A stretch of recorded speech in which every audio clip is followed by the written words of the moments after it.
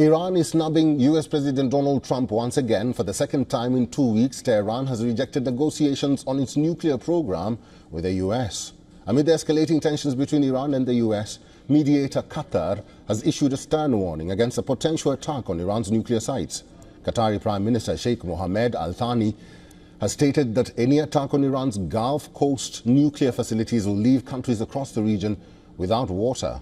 Opposed military action against Iran, Qatar has reiterated its commitment to find a diplomatic solution between the US and Iran. In an interview with US media personality Tucker Carlson, who is close to President Trump, the Qatari Premier says Doha simulated the effects of an attack. He said in case of any attack, the sea will be entirely contaminated and Qatar will run out of water in 3 days. Thani says the construction of reservoirs has increased water capacity, but the risk remains for all in the region.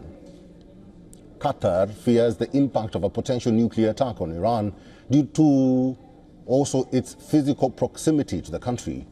Qatar sits barely 190 kilometers south of Iran. That is nearly a 90-minute boat ride.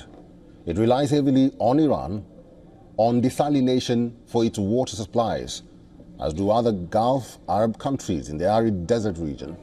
Iran has a nuclear power plant at Bushehr on the Gulf Coast, although its uranium enrichment facilities key to building atomic weapons are located hundreds of kilometers inland.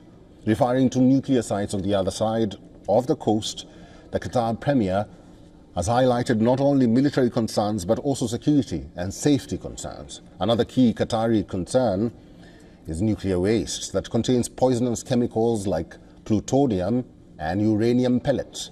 These extremely toxic materials remain highly radioactive for tens of thousands of years, posing a threat to agricultural land, fishing waters, fresh water sources and humans. Remember, two of the world's biggest nuclear accidents, the Fukushima nuclear disaster in 2011 and Chernobyl disaster in 1986, are responsible for the release of a significant amount of radioactive isotopes into the atmosphere that has created huge consequences for people and the environment.